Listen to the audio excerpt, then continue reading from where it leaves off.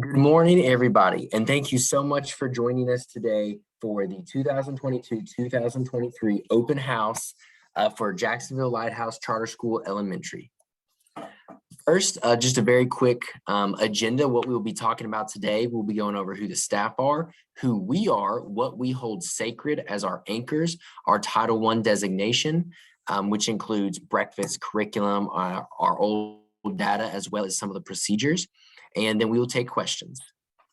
Who are we? First, I would like to make sure that everybody has a chance to see who all of our district personnel are who guide the Lighthouse schools. We are 5 schools located, 3 in Jacksonville, 1 in North Little Rock, and 1 in Pine Bluff, with Mrs. Noel as our superintendent, Mr. Cosio and Dr. Turker as our assistant superintendents, and then all the other staff listed below.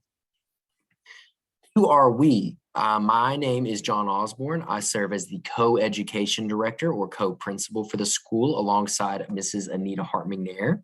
As you can see, we have all of our staff listed, including school counselors, specialists, kinder teachers, first, second grade teachers, 3rd, 4th, 5th, and 6th. So this is all of our staff. We also have all our special staff, our custodial team, our food services, everybody. It takes a village. They say that a lot. It takes every person in the building to make sure that we operate efficiently. The what and the why. So it is very crucial that we share our mission, vision, and value statement. Our mission: we engage, embrace, empower families and community members to create a vibrant, supportive, local ecosystem for all through education. Basically, what that means is we prioritize every single voice, every child, every stakeholder, every parent, every guardian, every staff member. We are a community school, and we have to be a part of the community to help boost our school as well as the community around us. Our vision, what we are aiming for, our goal, is that all of our scholars will be academically sound, technologically savvy, culturally competent, and sustainability conscious. What that means is academically sound, our scholars will be able to read, write, do basic arithmetic, be able to think critically, collaborate with peers, and be creative. The basic, strong fundamentals of being academically sound. Technologically savvy means they're going to be able to work with technology, not just computers, but any tool at all that will serve them in their purpose and their educational journey.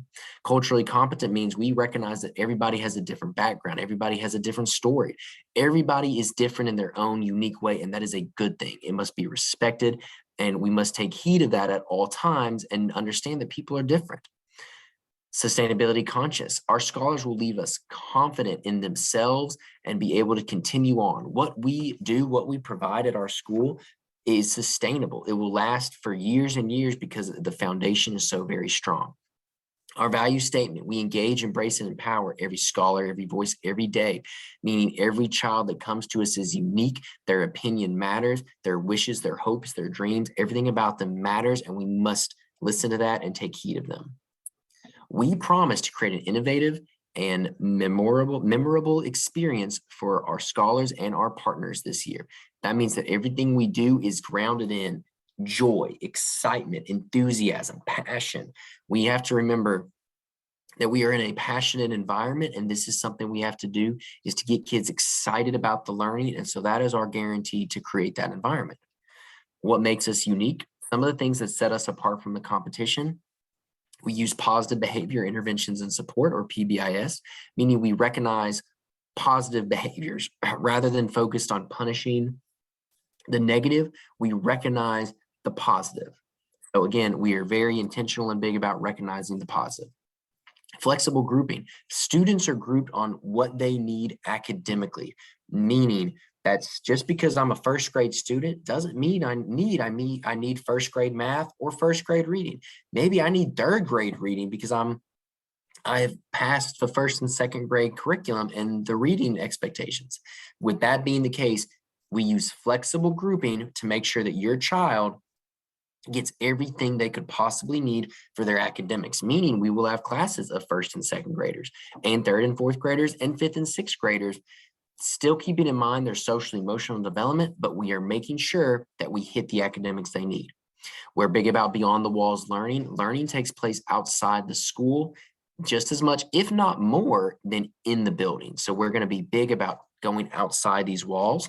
Community partners. We've built up partnerships with the community to help us with the beyond the walls learning experiences. The community knows, the community is experts in things that we are not. We need them, we need you, so that we can teach our kids in a well-rounded way everything they could need to know. We use a guaranteed and viable curriculum, state approved, where we've gone through and identified the essential standards, the things that your children absolutely must learn. We do have a Title I school-wide designation. What that means is we receive additional federal money from the government that helps pay to boost our math and our reading scores. Some of the things that this involves is it helps us work on our parent-family engagement. It helps pay for an additional Title I literacy interventionist, a literacy specialist, helps us provide more intervention and materials for pull-out, for push-in, as well as our Summer Enrichment Academy and intervention tools such as iReady. Our fresh fruit and vegetables program, we offer our scholars fresh fruit and vegetables. We have our garden where we also provide free fresh fruit and vegetables. The big one though is under our Title I designation, all of our scholars eat for free under the free and reduced lunch program. All of them, every single child gets breakfast for free and lunch for free. The curriculum for reading, we use a mix of phonics first, wit and wisdom and geodes, and Zahner Bloger to teach decoding and handwriting for K2. And then we utilize wit and wisdom for reading for 3rd through 6th. Our mathematics is Eureka curriculum, science is STEM scopes, and social studies is TCI, all guaranteed and viable curriculum from the state that follows our essential standards. These are the results from our last year's state assessment. Our goal is for all of our scholars to be ready and exceeding. So ready is they are grade level, exceeding means they are above grade level. If you look at the numbers, about 15% were exceeding and 15% were ready for English, or about 30% total. Close means they're a year behind. Need support means they're at least 2 years behind. Our biggest concern going into the next school year is that our reading score showed us 68% of our scholars needed support. That means they were at least 2 years behind in reading. Same with science, about 70% of our students were need support or at least 2 years behind. And in math, almost half, 41% were need support. So we are being very intentional about making sure that we address these scores head on and try to get as many as possible. Eventually, our goal as a district and school is 100% of scholars in the ready and exceeding category, and we're going to move step by step to get there. Our school improvement plan for K through 6 really emphasizes that we will boost our reading scores, our ELA scores, our math scores, and increase our family and scholar engagement. What that means is we need more kids to be at school every single day. We need more family involvement. We are committed to this. We will share our school improvement plan so that families can see this is what we are doing to improve. This is what we are doing to boost our scores. Parent compact forms. Parents, we are asking that you provide a volunteer time this year. We are requiring that all parents provide about 10 hours of volunteer service this year. This can come in many forms. We understand people work, life is going on. Maybe you can help us with some phone calls. Maybe you can help us put flyers together, pass out information, or good old fashioned, come up to the school and help volunteer, read to the kids. The other thing we ask is that every night you read to your child 20 minutes a night. For 20 minutes a night. We are requiring that all parents fill out the parent compact form before your child starts school. If we want to improve, if we want to be the best in the state, which is our vision, highest scores, highest performing, we've got to do it with families. We've got to do it together. We share responsibility for your child's learning. You, as the #1 caregiver, are the most responsible. We are here to support in every way, and we need your input and support on what we are doing at the school. Parent involvement opportunities. We will provide opportunities through the form of events, helping pass out material, just coming up and working with the kids in some form or fashion. A PTA is being created. We've had many families volunteer, and we will be reaching out to help to have our family members who volunteered for our Parent-Teacher Association to actually help get ahead of the curve and start getting to work on some events for the school. This is a very crucial piece. We've had a couple adjustments to our arrival and dismissal procedures. So earliest time for drop-off, Tuesday through Friday, is going to be 7:20 a.m. Scholars will be allowed in the building at 7:20. Families, if you drop them off earlier, we require you to stay with them until they enter the building. The doors will open at 7:20. They will come in, get their breakfast, go to class. The school day begins at 8 a.m. Scholars will be marked tardy at 8:05. Please notify the office manager by 9 a.m. if they're going to be absent. We ask that all communication go through the office because once the school day starts, throughout the whole day, teachers are teaching. They're not able to respond, answer the call. They will get back to you, but we ask that if they're late, if they're absent, please communicate with the front office. If scholars miss 10 days of school, they will be dropped. We really want to work with families this year to make sure your child is at school every day. And if there's a circumstance that they can't be at school, please let us know immediately. Again, to boost our scores, to get us where we need to be the best in the state, we've got to have families working with us to make sure your child is at school every day on time. At the arrival, staff will go off duty at 8. If a parent arrives after 8, they must come in to sign their child in. Scholars will be marked tardy at 8:05. That was just Tuesday through Friday. Monday is a little different. I want to stress that Monday is different. Monday, the earliest time for scholar drop-off is 8:45 a.m. Scholars will be allowed in the building at 8:45. The school day begins at 9:15. Parents, that gives you about a 30-minute window between 8:45 to 9:15 to get your child in the building before they are marked late. Again, the building will open at 8:45. Please notify the office manager by 9:15 by 9 if they're going to be absent. Scholars must be dropped off when a staff is on duty. If a staff is not on duty, if it's after 9:15, parents are going to have to walk your child in to sign them in. Again, all scholars will be dropped at the front entrance.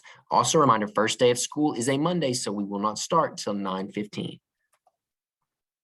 Dismissal procedures. Dismissal will start at 3:35. Sorry, dismissal will start at 3:35. All car riders will be picked up in the front of the school. Every single car rider will come out the front entrance and be picked up in the front of the school. Staff will direct traffic. Please adhere to all the rules. We are out there to make sure every child gets in their car safely. Again, the school day will end at 3:35. We ask that scholars are not checked out after 2:30, as this is when we're starting to get ready for the procedures and dismissal. If you needed your child to check out for something, please wait till 3:35 or check them out before 2:30. All scholars must be picked up by 4 p.m. The plan is for every single child to be picked up by 4 p.m. I will let everybody take a quick look at the supply list as well as the uniform requirements. As you look at these supply lists and the requirements, know that this is also all listed on our website, which we will see on the next page. For uniform, a reminder, it needs to be a lighthouse top with the lighthouse logo, a lighthouse shirt, bottoms, anything appropriate. They can be jeans, but they cannot have holes in them. They cannot wear tights or workout pants unless there is a skirt covering them. Shorts are okay if they are appropriate and they are long enough, as well as dress pants, dress skirts, dress shorts. Those are all okay as well. Shoes, they must be closed-toed shoes. That means no flip-flops, crops, high heels, slippers. They must be closed-toed shoes. Tennis shoes are probably the best. Thank you so much for your time today. Here's the information for Mrs. Hart and myself, the co-education directors. If you need anything, please reach out. If you have questions, please find somebody that you can ask. Our website is arlcs.org. You can find all of this information there. If you need to, please download the Arkansas Lighthouse Academy app. So again, please download our app. If you go to the App Store, just look for Arkansas Lighthouse Academies, and you will find the app and you can download it. Thank you so very, very much for your time, everybody. I hope you have a wonderful open house, and we look forward to seeing all of your children here on Monday.